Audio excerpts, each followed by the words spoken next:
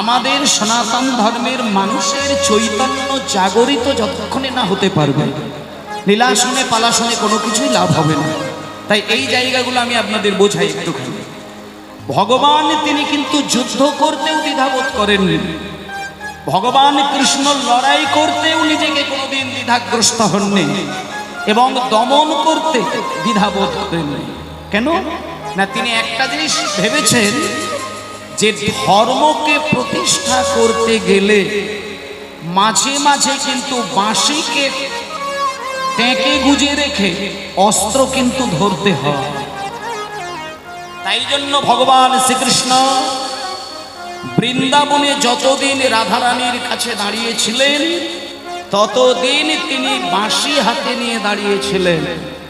কিন্তু রাধারানীকে ছেড়ে দিয়ে যেদিন তাকে দ্বারকায় চলে যেতে হয়, রাধারানীকে